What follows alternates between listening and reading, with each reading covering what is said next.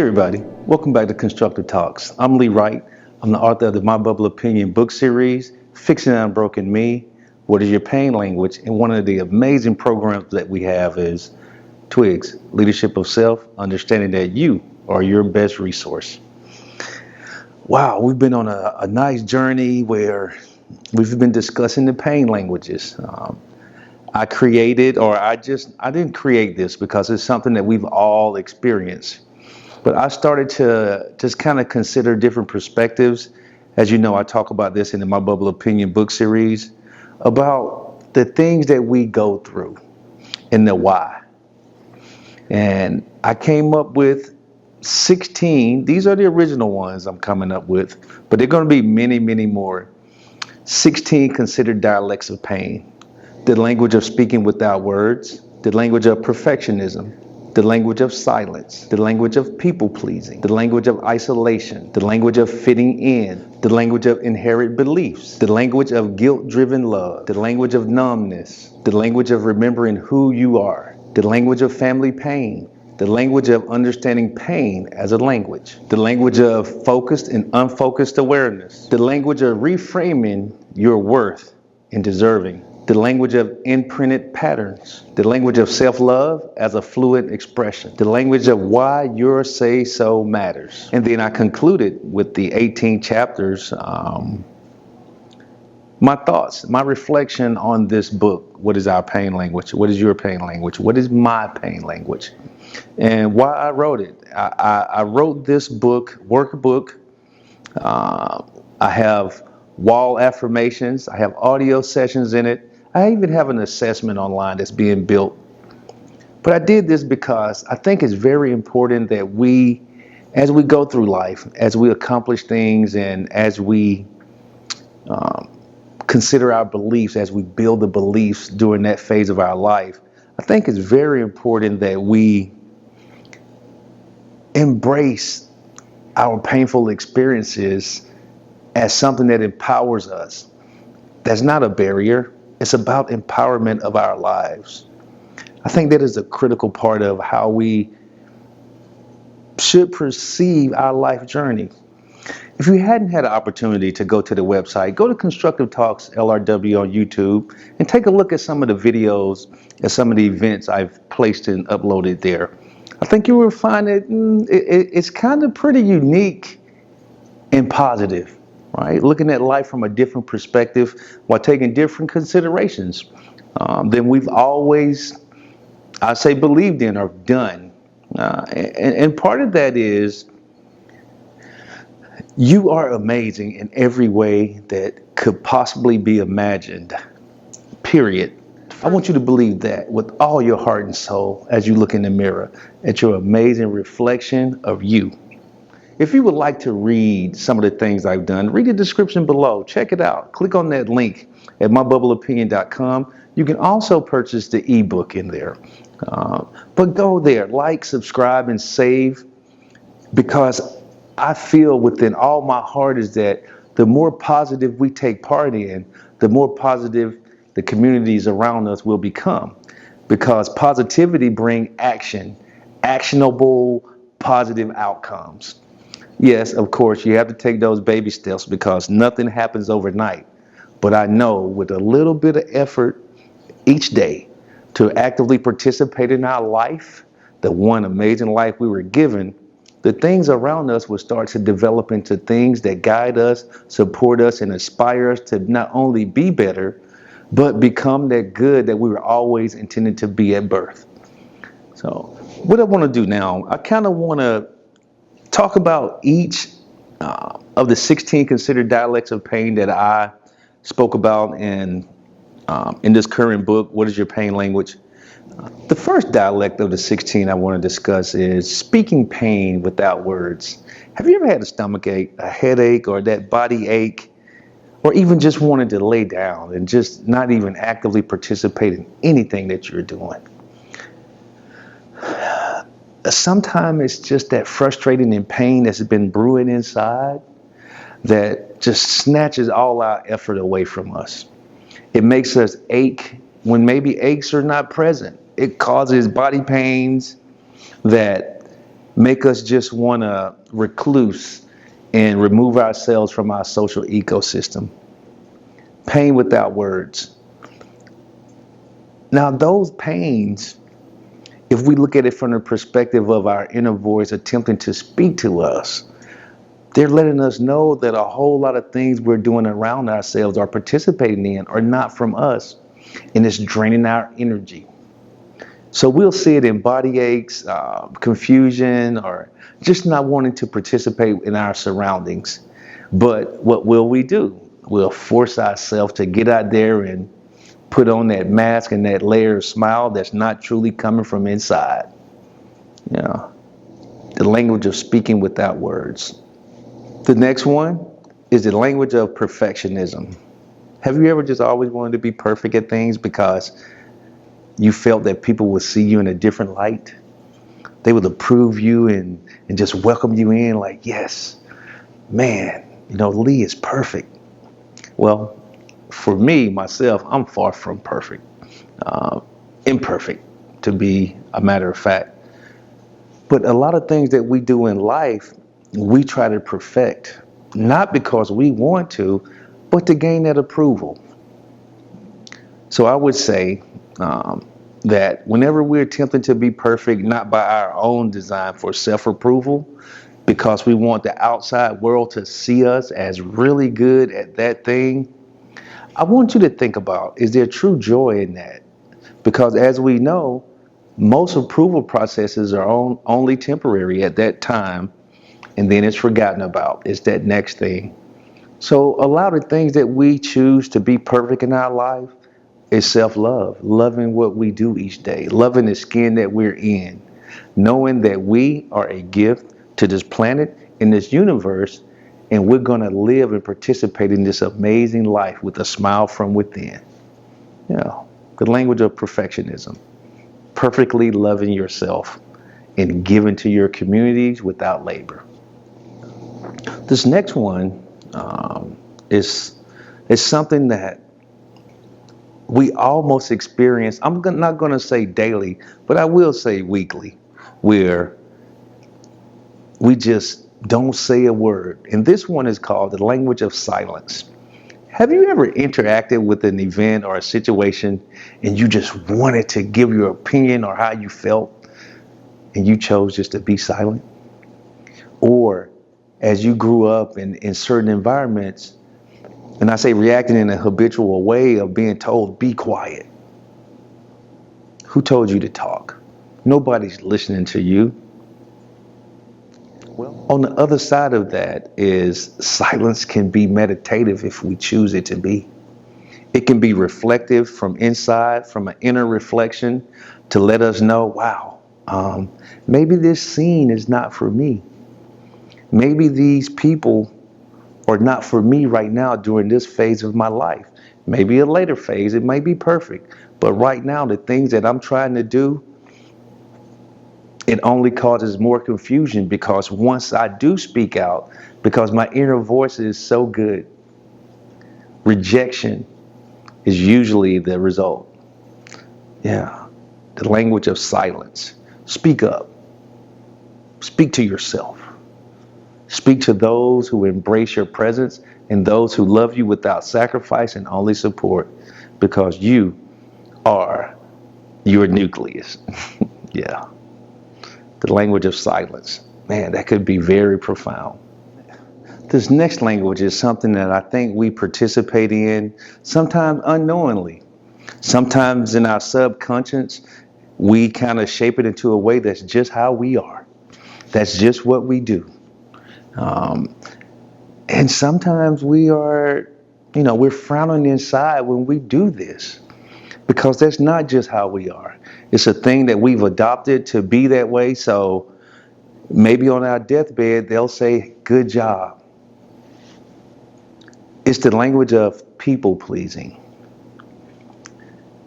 And understand this, it's kind of in the wrong hands. This could be not a good thing, but in the right hands, it's amazing, because you're doing it without appreciation. You're doing it without looking for a reward.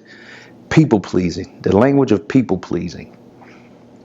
I can remember many times in my life, especially being a military veteran, it was all about approval, earning, and pleasing those around you. Now, most times, yes, that was a requirement because you wanted to motivate folks to risk their life to save a nation. You wanted them to work hard, work beyond the quit, to keep going to get that mission or that thing done, that task or project. But people pleasing can be something that we do to get instant gratification. It can be something that we do because we want to stay in the club. We please people. At times, and I would say this, people pleasing as a focus, as a that's just the way I am.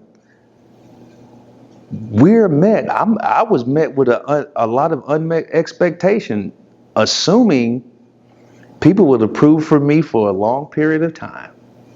Hey, that job you did a year ago, man, you are amazing. But as we soon learn, it's what have you done for me lately? If we use people pleasing in that manner to gain instant gratification, it's going to be a whole lot of what have you done for me lately?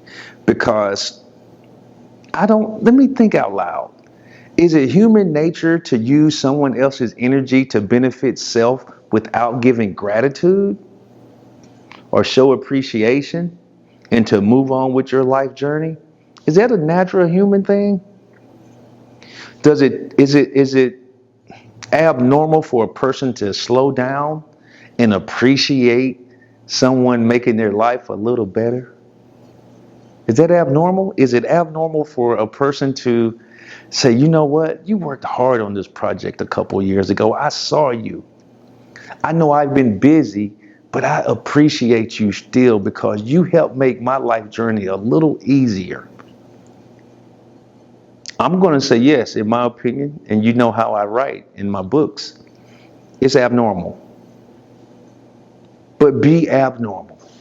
Let folks around you know how amazing they are and not allow them to live in a manner, not in your space, of the what have you done for me lately. Because it could have been that one spark they gave you 2 years ago that got you where you are now. That doesn't reduce their value. They are still amazing. They are still amazing in every way because they inspired you. So yeah, people pleasing, that is a delicate balance.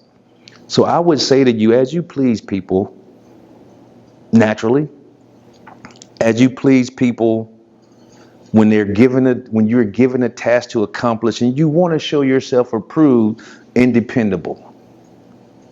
Make sure it's always from a positive aspect and not doing it with a frown inside. When we have to do it with a frown inside, that frown is asking us, is this for you? Do you really want to do this? What is going to be the long-term commitment when you please this person that you don't want to please? Think about that. Listen to that inner voice. Have those delicate self-dialogues with yourself. Yeah. People pleasing. All the languages that I'm covering in this book is going to be a book of series, actually. I think it's well deserved to allow people and even myself to know that we're only human. It is so many subconscious things that we encounter that we never even knew were imprinted upon us in our youth, or imprinted upon us that we took as our own and never asked, is this for us? So this next language is important from that aspect, is isolation, the language of isolation. In each of the languages I discuss and talk about, I'm going to let you know that it's a delicate balance with each one of them. They can easily go positive and easily go negative at any given time, depending on how we, I would say, inject them into our life journey or into that situation, based upon our mental catalog of pain or experiences, or even good times, right? it's important that we understand that as we go on this journey of the My Bubble Opinion, fixing the unbroken me, and what is your pain language? Isolation, the language of isolation. From everything I've been taught, when I think of the word isolation, it's like an island in the middle of the ocean. Looking over a valley into the mountain ridges afar. Isolation. But it's a separation, right? It's a separation from this ecosystem around you, which includes people, places, things, or systems. It's going to self. Now, there's a positive and a negative thing about isolation. The negative is it's a comfort zone to recluse from experiencing your life, and your life in abundance around the world, in your neighborhoods, in the parks, going fishing, or anything. It's experiencing that life that brings you that void of nothingness, which is everything, peace. Yeah, it's experiencing that life. So, isolation. Do we find ourselves at any time, or have we seen where isolation can be destructive? I know one thing I would say is that grumpy old men, right? I don't know. I don't think that's trademarked enough, but grumpy old people. We have some grumpy young people as well. Sometimes that's seen as that I'm just going to do what I do, and I don't care about what goes on around me or who. I'm just going to be this. I've given up on putting layers on, but I'm going to isolate myself in a manner to where I don't have to respond. And I don't care who responds.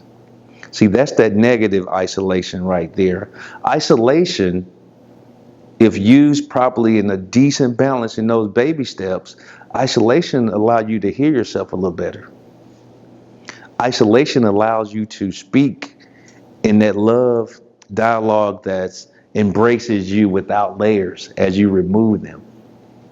It allows us to understand situations that we committed to or that we got in because we thought we were doing the right thing. It allows us to see maybe that was our detriment to be where we are. It allows us to understand that things that we encountered or committed to are the most amazing things that we ever could have experienced and can use now and in the future. It allows us to speak. It allows us to have that say-so without outside interference. Isolation. Yeah, the language of isolation.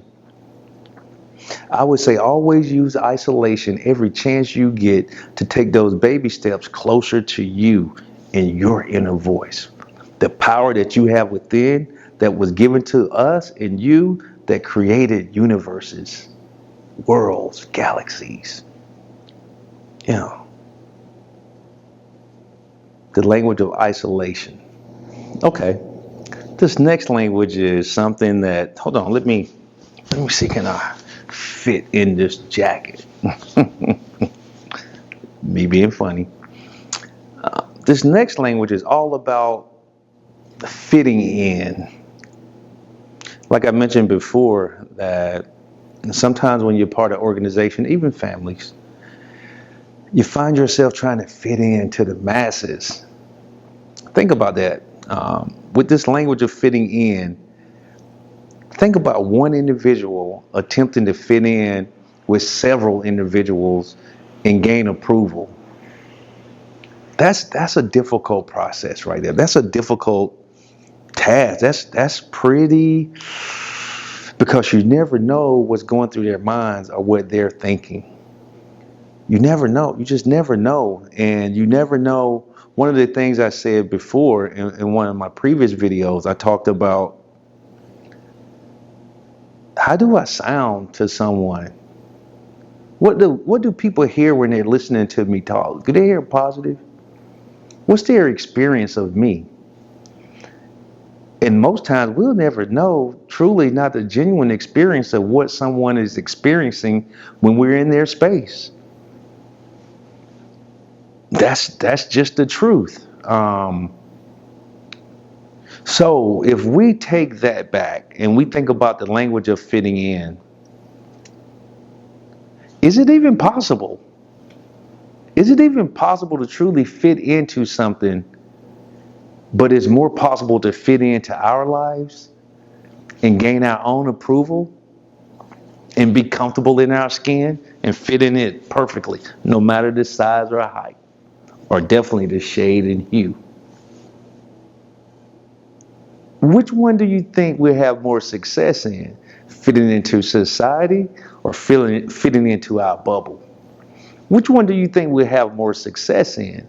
Attempting to fit into our social ecosystems, which are vast, or fitting into the bubble that we create around us, as I talk about in the My Bubble Opinion book series? Which one will have more expectations met?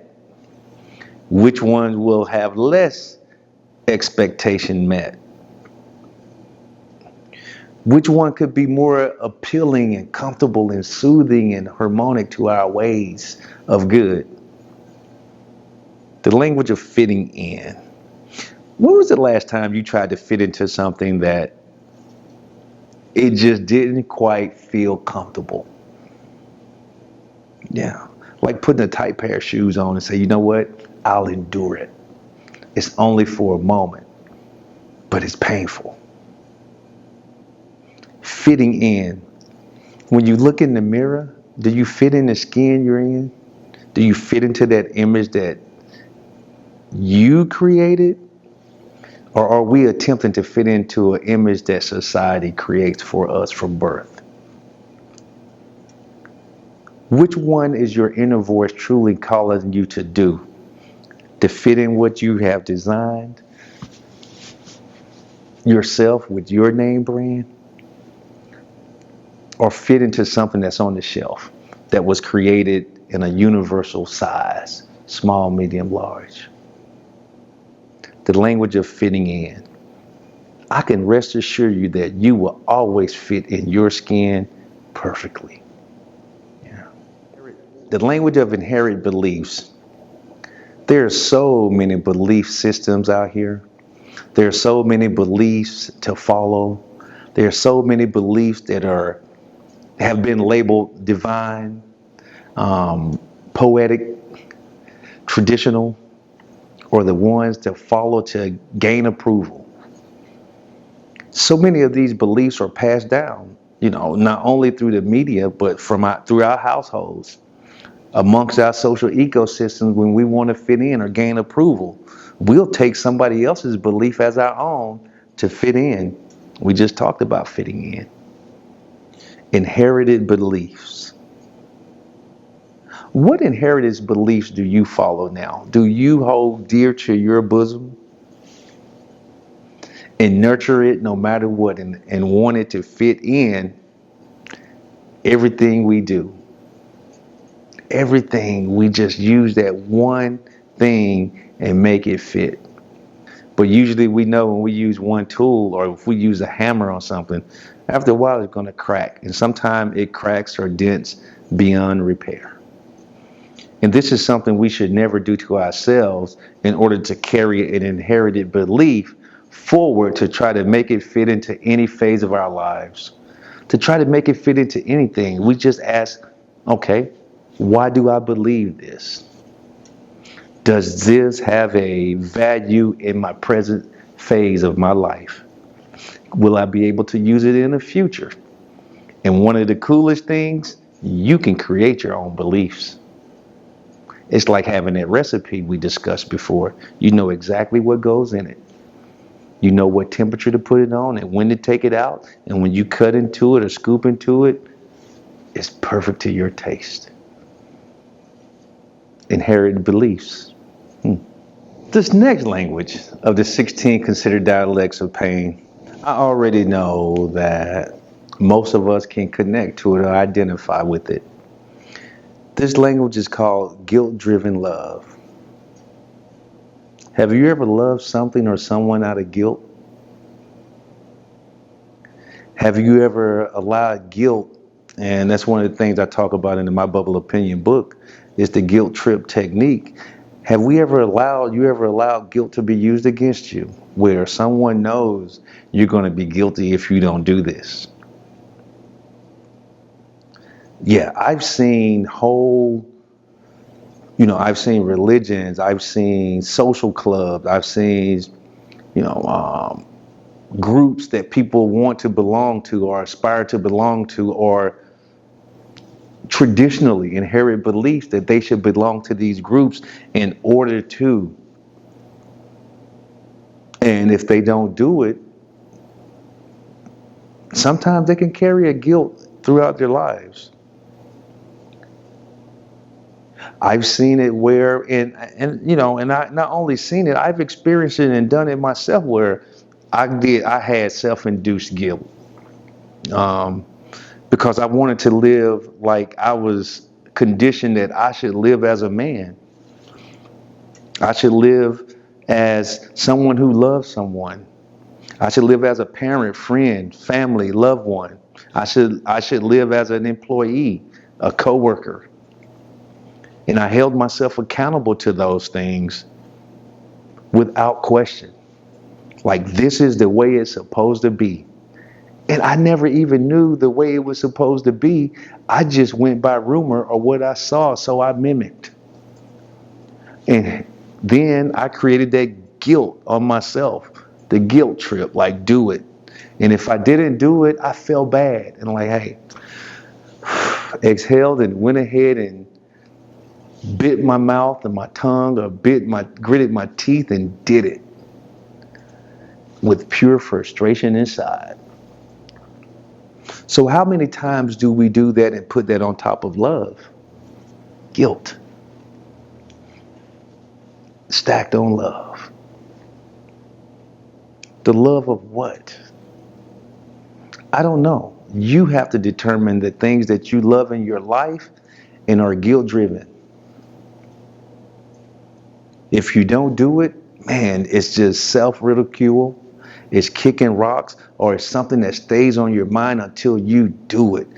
Sometimes it's just to get it over with and to appease or to maintain that approval to the club. Guilt-driven love. Yeah. Wow. This language sometimes, it can be, I don't know, maybe a little confused with the language of isolation. Isolation is separating. This language right here is the language of numbness. Being numb to things, just emotionally, or our five senses are disconnected from that thing or that person or those systems or just our surroundings. Numbness. We as humans were not built to be numb. We were built to protect and survive, but numbness can be so infectious that people don't feel anything about anything, no matter what. I know we can have folks around us that love us immensely, love the ground that we walk on and the air that we breathe. And they look for us to be responsive, not to show gratitude or appreciation. They just like to see our light shining.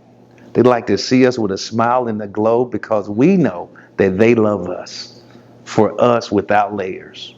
The language of numbness will take us from that and not look at that perspective from their eyes. Numbness, no feelings. This could help support isolation, feeling numb, because there is no emotional ties to the activities of getting out and understanding that your glow allows people around you to sparkle a little brighter. Think about it.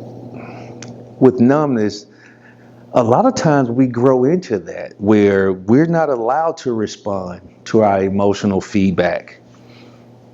No, get over there. No, you're not supposed to feel good about this. You're not supposed to celebrate this. This is not anything worth celebrating. And that numbness grows into us where we're not emotionally responding. And that numbness grows within us where we don't respond on something that makes us smile on the inside, something that makes us feel good, we'll isolate that and cause us to not have any emotional ties to it. When we consider the language of numbness, take your time, delicate baby steps, because we don't have to experience every emotion all at once. Experience each one of them individually. Sadness, fear, no matter what it is.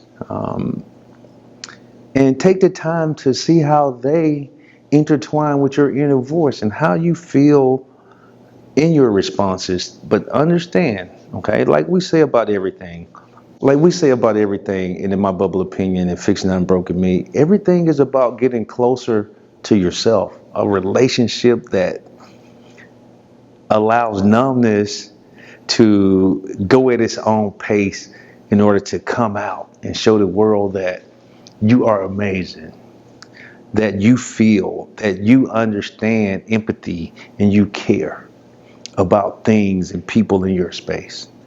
Yeah, the language of numbness. That's one of those things where, tread with slow baby steps. I'm not going to say caution. No, just take your time. Take your time and understand that your feelings and your emotions and everything about you matters. Yeah, the language of numbness. This next language, the language of remembering who you are. That's difficult, I would say, because have we ever known ourselves? Have we ever known who we are? Who are you? Wow, it's a whole lot of conditioning and beliefs and experiences that we've gone through in our years and decades, that have we ever been ourselves? How many layers do you think you have based on your life experiences, based on the phases you've experienced in your life, based on the trauma, the amazing times, based on attempting to seek approval, or based on any of the things that you could think about during your life journey? How do they affect who you are? How many layers do we have to go through as an individual to gain the aspect of us, who we are? When we look in that mirror, what do we see in that image? I know sometimes I might like, ooh, I need to go to the gym. Ooh, I need to cut my bald head a little closer. Ooh, I need to, etc. And that's okay, as long as we're not judging ourselves in a manner to where it's negative. We just observe it, right? And that's in good, hearty self-love. Observe. That's one of the key factors of the My Bubble Opinion and Fixing the Unbroken Me. Observation in silence and in isolation if required. That's important. Who are you? And let me be totally transparent. I discover who I am each day. Each day I'm discovering a little bit more about me and who I am, because I allow my mind to be open and look at everything from different perspectives and take different considerations on all of my inherent beliefs. All of the pain languages that I experience or will experience. It brings me a little closer to myself and who I am, because I observe in silence and allow me to discover how amazing I am. Just like you're even more amazing than you can ever imagine if we take that moment to discover who we are. Yeah. The language of remembering who we are. This next pain goes through the generations. It happens to us in our youth, and most of it is not chosen. It comes from the folks that are most responsible for our upbringing and are instrumental to the things that we bring forth in our lives today, in the present moment. This language is called the language of family pain. Now, as I said before, nothing we do here is about kicking rocks.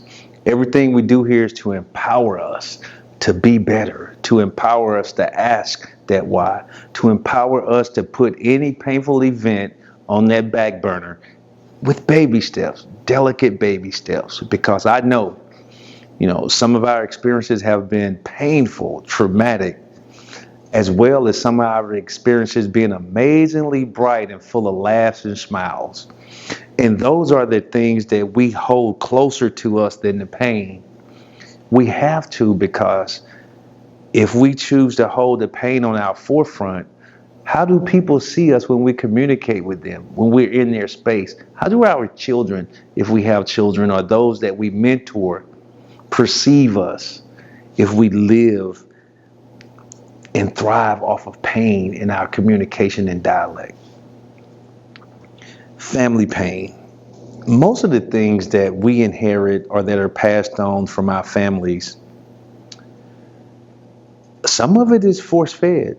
Some of it is you will do this no matter what, or get out. Family pain can be a thing that affects every decision that we make in our lives. And you know what? One of the things about family pain is sometimes we have the distinct honor to be filled with pride to pass it on to our children, to practice in their life. Sometimes we're boastful, like, yes, I went through this, and this is what you will do with your life if you ever encounter this, but always be prepared to encounter this. So if we do this, are we opening the minds of our children? Or are we practicing in our present moment the opportunity to move past beyond that pain? Are we practicing the things that will help us inspire those around us, because we are the example of our present good? I know. I've had painful, traumatic experiences. I'm not going to say just like anyone else, because everyone's life is individually unique. One thing I've done, and I talk about it in my Bubble Opinion book and Fixing the Unbroken Me, is that I listen to myself. And I ask myself, what purpose does that serve now? What purpose would it serve if I passed it on to somebody to put it on their mind? How many times have you heard in interacting with people, be it relationship, intimacy, or just social ecosystems, coworker, I want to know everything about you? Think about that for a moment. That may sound pretty cool, but do you really want to hear everything about somebody else's life that you cannot erase from your memory once you hear it? And most of the time, no matter what, when you look at that person, you're going to think about the things that they told you about them, depending how graphic they are or the picture that their story paints. Now, would you hold it against them, or will you judge them from it? In parts, maybe, depending on what kind of relationship you have. Will you always flash memory to that? Maybe. What if they say something that doesn't line up with you? You're going to say that past trauma they went through is why they did it. And it may have nothing to do with it. It may be based off what you're doing in that moment. And it was you. See these 3 fingers I talk about? When I point them, I always have 3 pointing back at me. And usually they're covered so I can't see it. So when we talk about that family pain, what purpose does it have now? And understand, I'm considering the level of the trauma. I'm considering the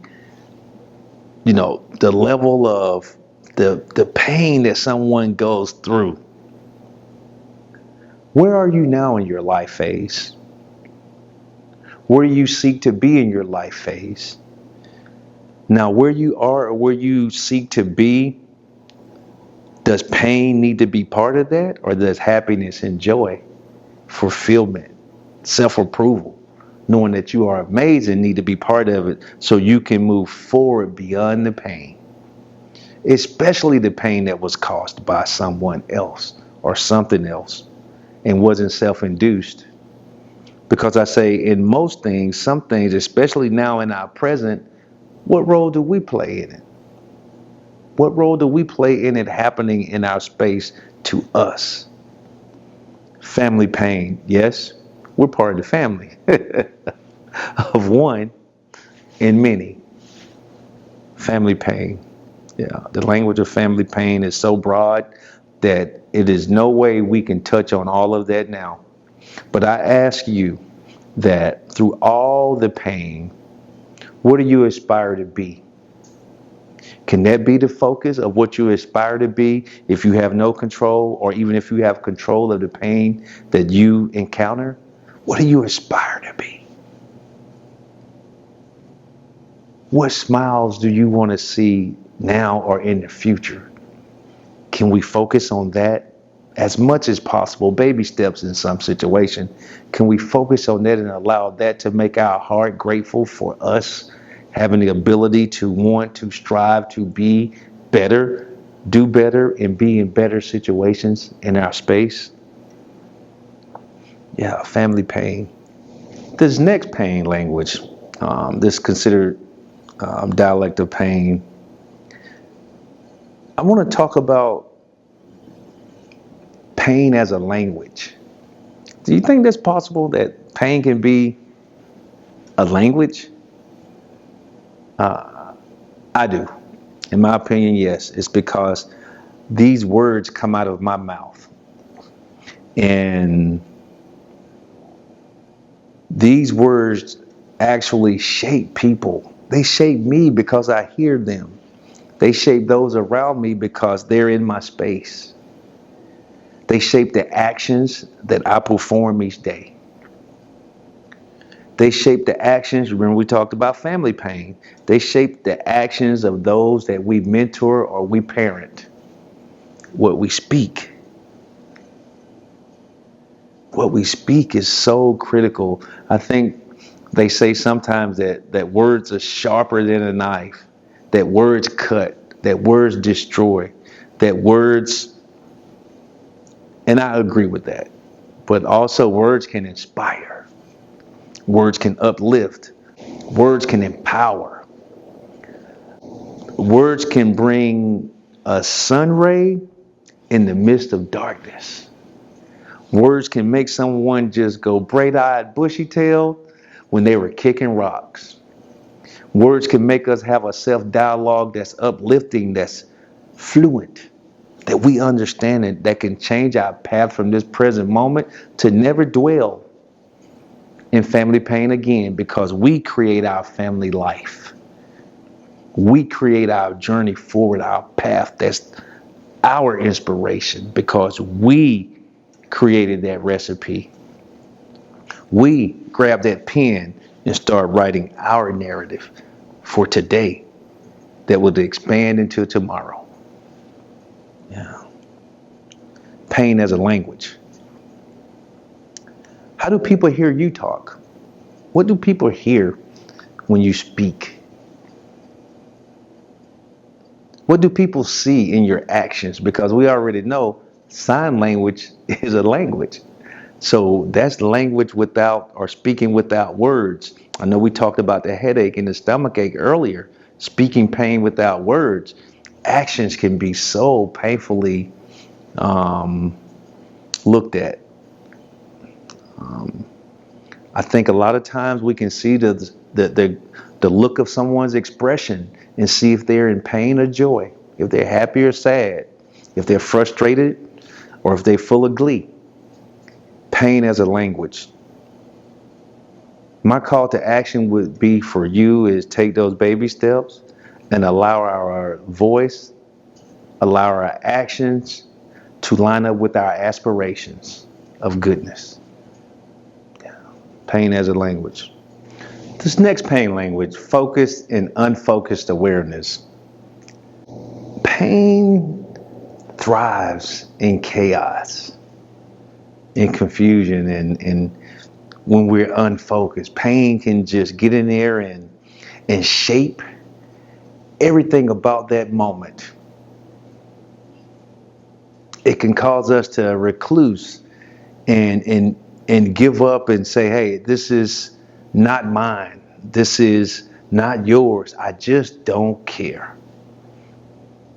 And it could cause us to just not accomplish a thing in an unfocused mindset. I think it's a lot of times when we're unfocused, we will mimic and we'll just follow someone or something that seems like, hey, it'll make my day a little easier, or it might help me accomplish something, but it's the least path of resistance. On that focus side, it's a message hoping that we're listening, like, you can do this. You can get through this. You can go beyond what you ever expected you could.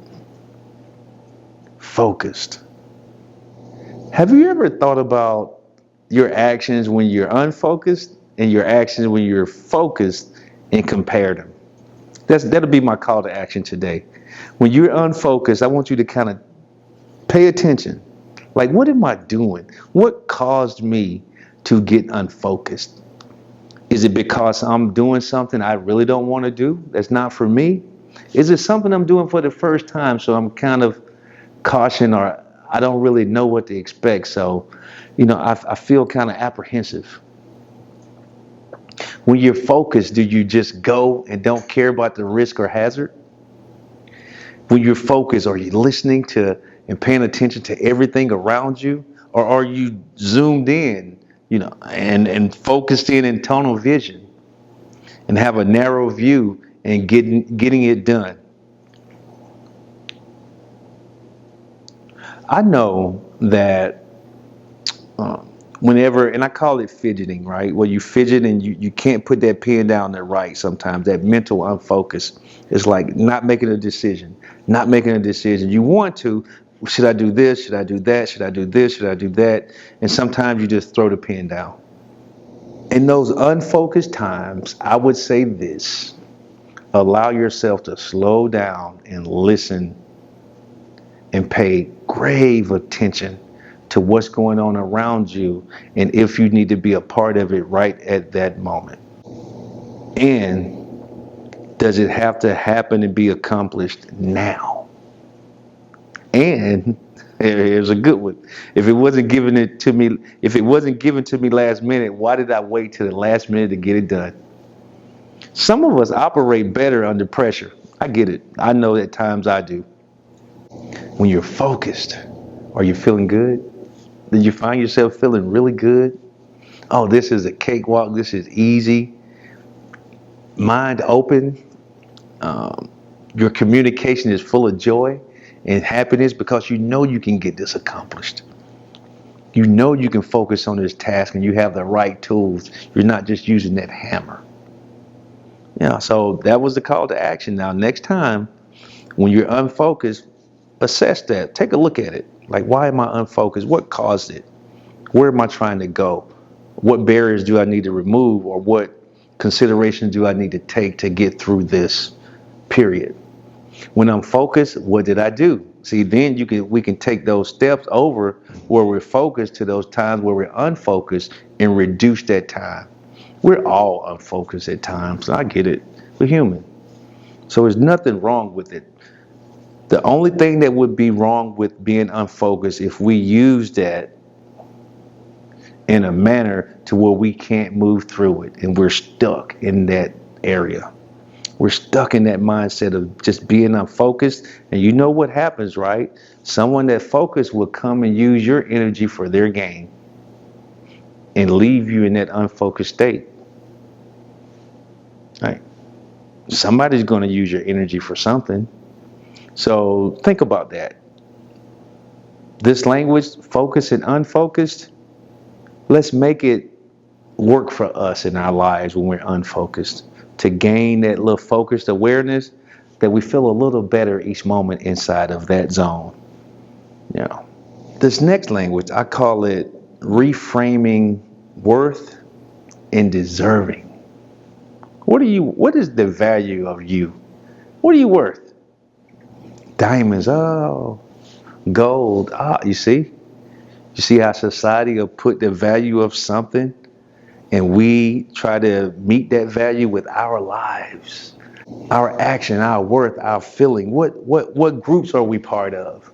What affiliations do we have? What degrees have we attained? What organization are we part of? You see where society will force us to start determining our own worth and value on our actions or what we're part of that it has deemed as important or valuable. And we already know now. Let's do business 101. Nothing has value unless it's demanded. Consumer. So what if our value is priceless because we demand ourselves be accountable in our life moments, to actively participate in our days? That's priceless to me.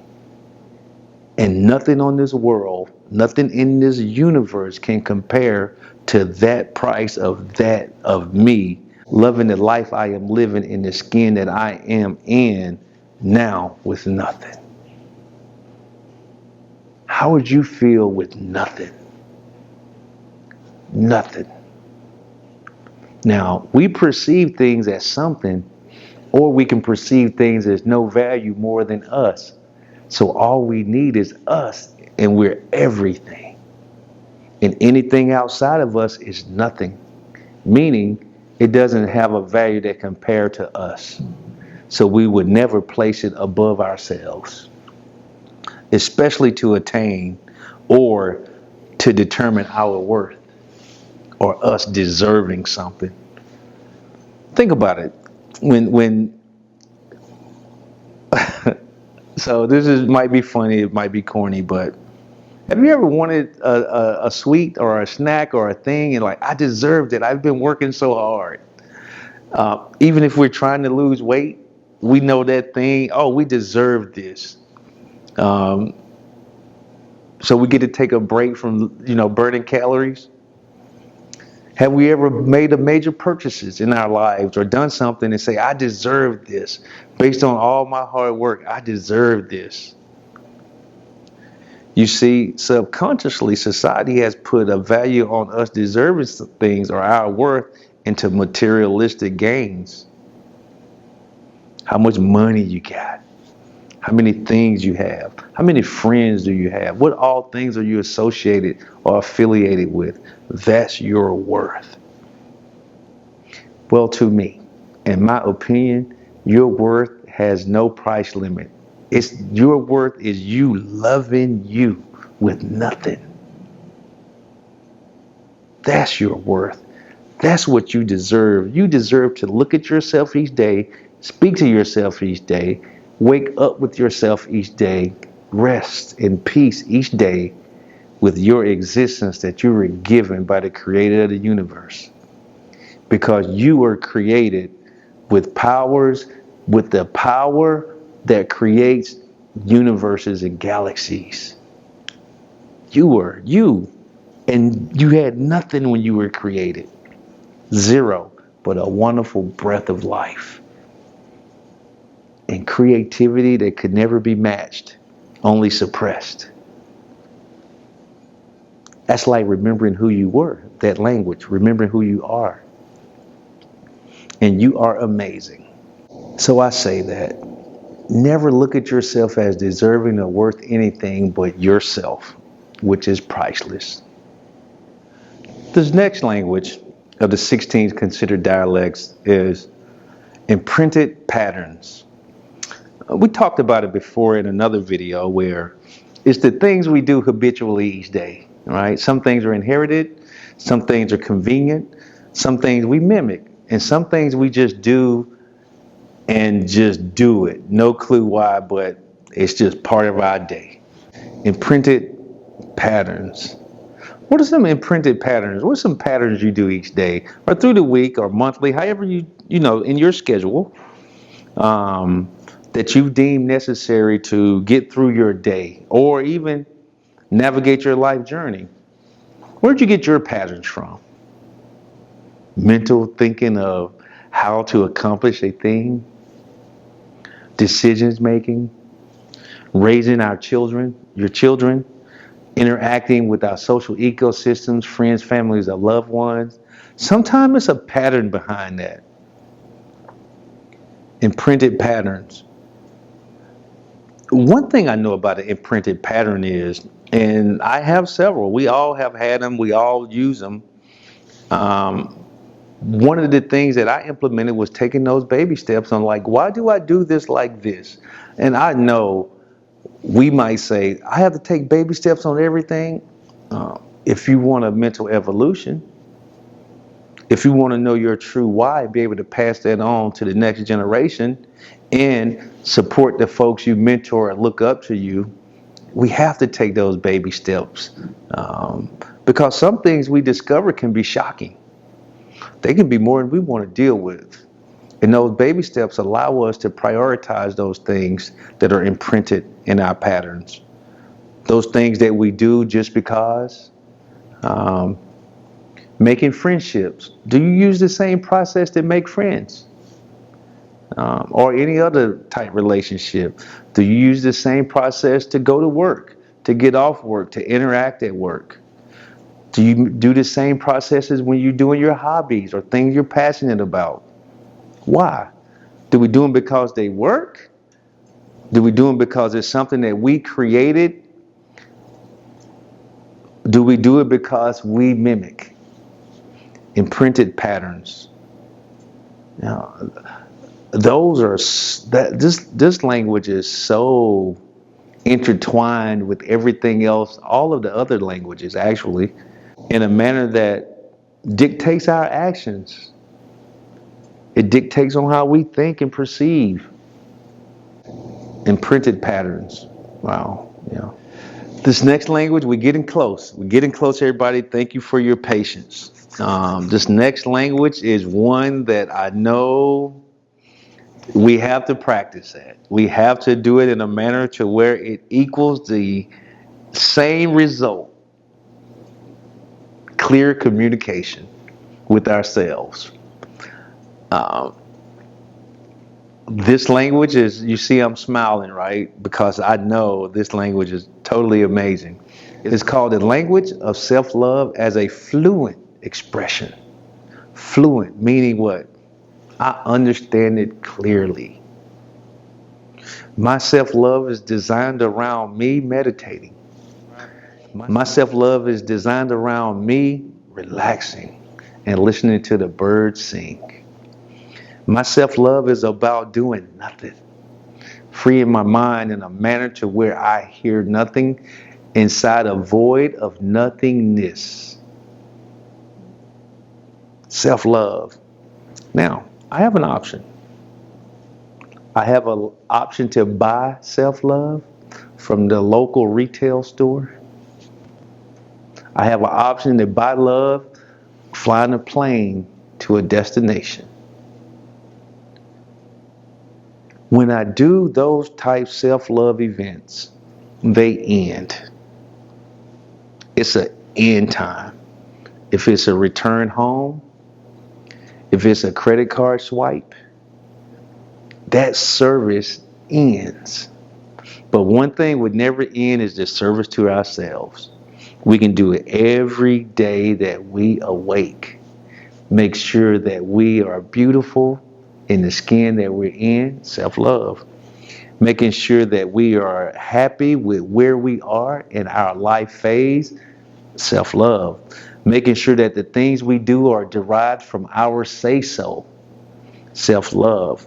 Making sure the inherited beliefs or imprinted patterns that we experience that direct our actions are ours, self-love. Understanding that we never need external approval. We never need to belong to a group that may or may not approve of us, depending on the environment. Or, here's the kicker, depending on their phase of their life they're in. Yeah. Self-love is so amazingly wonderful It doesn't cost a penny. The only thing it costs is listening. The language of silence, listening to yourself and appreciating you as that gift to yourself and a gift to this universe to do good. Self-love. Yeah. Self-love matters. It matters so much that we know that if we don't love ourselves free of charge, it could be destructive. It could cause us to kick rocks because people don't approve. People don't show appreciation. People are not considerate. People look at us as a source of energy. But self-love sees you as the nucleus of your universe, of you within your bubble. Self-love as a fluid expression. Yeah, I understand that completely. Yeah. Self-love. Hi, everybody. Welcome back to Constructive Talks. I'm Wright. I'm the author of the My Bubble Opinion book series, Fixing the Unbroken Me. What is your pain language? And one of our staples for leadership in the industries, TWIG's Leadership of Self, understanding that you are your best resource. Now, we've been talking about the pain language for quite a while now. A lot of things have developed from the pain language. 16 considered dialects, which we covered, a workbook, wall affirmation, quite a few other things as well. It's a nice sized team working on this proofreading and to try to bring, a pretty decent product so you can have to help inspire you to know that you're never broken and that you are your own best resource. And you know the deal, you are always the nucleus of your universe. So read the description below. Like and subscribe and share.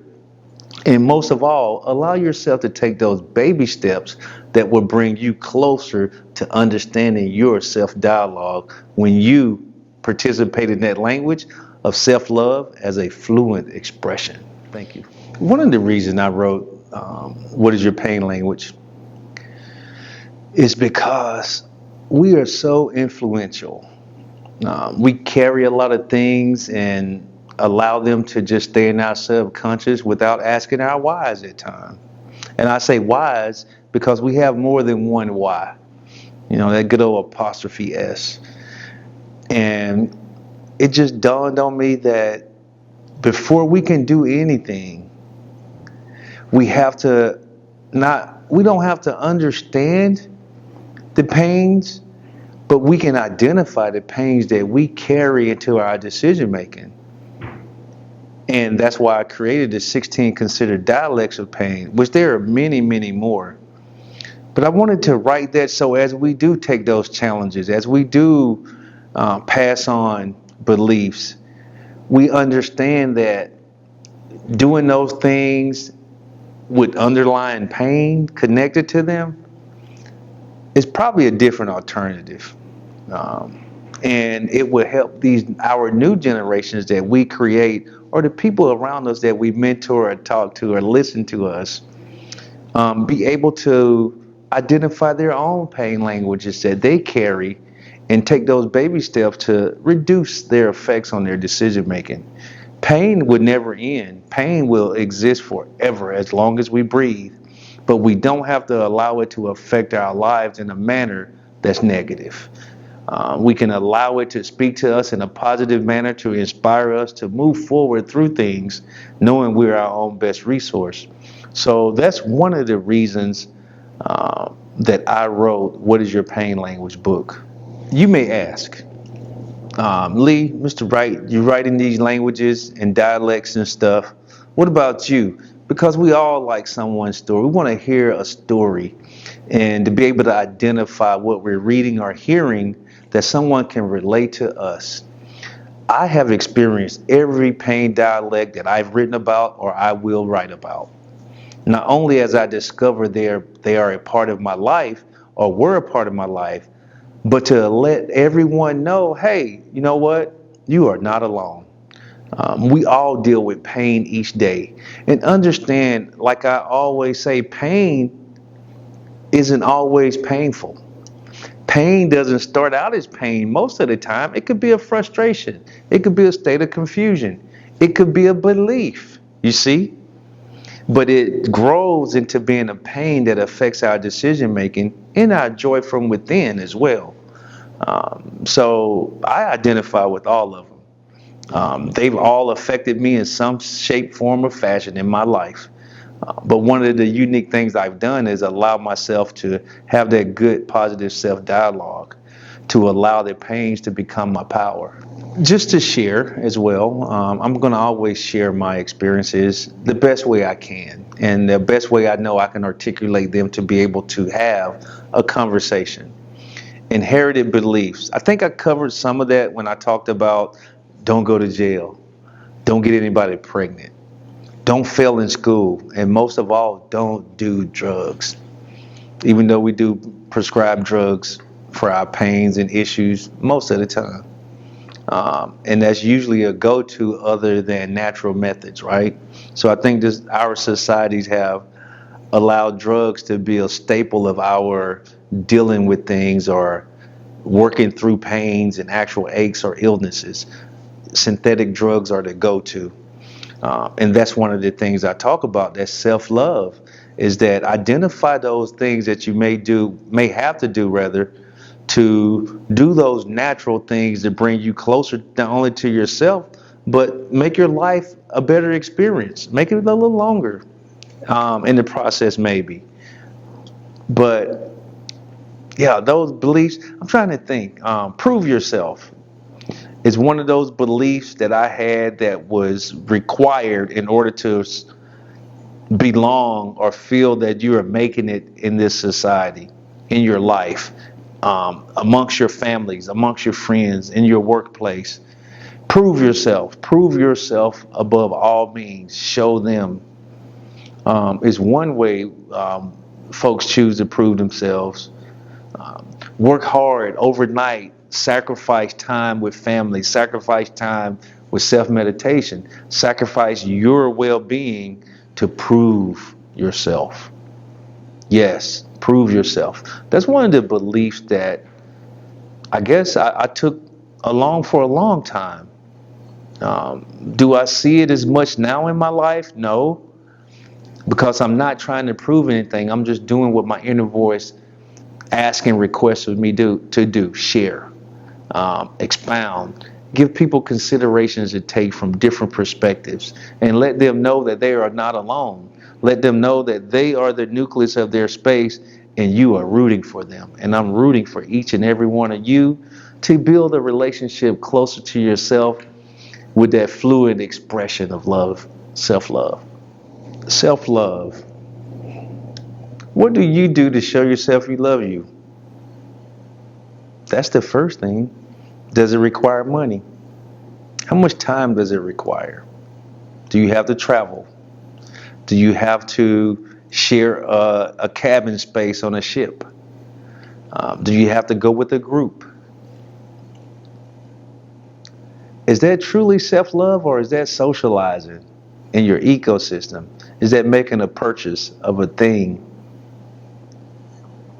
Self-love should have no cost other than your time to reflect on you and to participate in your present. I don't know, but for me, when I'm meditating, there's no labor involved in that. When I'm experiencing nature and loving the breezes that blow as the spring arrives, there's no labor in that. It's free. Self-love is allowing my mind to be creative and love the experience I'm having at that present moment. So that's what I would say. When it's time to love yourself, it should be free, no cost. All it needs is your attention and time, and no travel, or minimal travel. Sometimes you have to get out of those spaces you're in because they're full of noise. Do what you need to. Have you ever experienced the cultural conditioning of sacrifice? No matter what, sacrifice and hope that you will be appreciated, or hope that you will be known as good on your deathbed, or after at your funeral service. Yeah, society imprints in our patterns that above all things, we give everything we have to everything but ourselves. That our needs are minimized, the importance of our needs are minimized because it's all about giving. It's all about sacrifice. I think that's the best word I could say. Sacrifice of self. Look at society. From my experience, that's what it's been. Look at your experience. Your needs. Are your needs priority in the ecosystems you exist in? Or is accomplishing, showing yourself approved the priorities at all cost, no matter what? And they root for you. You can do it. You can sacrifice a little more each day to give to those who need that energy to make their lives better. Some of the times we have to realize that we can't give if we don't give to ourselves first. We're not even going to have the energy to give to anything else, even if it deserves it or not. Yeah, sacrifice of self. Your needs are reduced to your actions for others.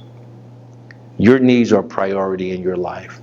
In order for you to give love, to give caring and empathy, you have to revive. What did we kind of mentioned that a second ago, that self-love as a fluent expression. Those getaways of the mind in the area without labor allows you to replenish your energy so your needs are taken care of immediately, and then you can distribute your energy as you have say so in. So as I've said before, What is Your Pain Language is the workbook for fixing the unbroken me in my Bubble Opinion book series. It was asked several times, okay, Lee, Mr. Wright, how do I implement this in my life, or what guides do I use to be able to use what you've written in My Bubble Opinion and be able to understand that I am not broken like you stated and you've shown in fixing the unbroken me. So I created What Is Your Pain Language? To identify those things that we carry, but also have that workbook in there where you can get along, you get your pen out and write your narrative. You get a pen out and have say so.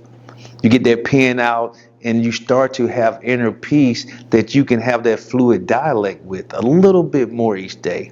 Those baby steps. So that is the primary purpose of What Is Your Pain Language, to support those two book projects. And I hope you like it. If you hadn't read My Bubble Opinion yet, hey, read the description below. Also, you know the deal. Like, share.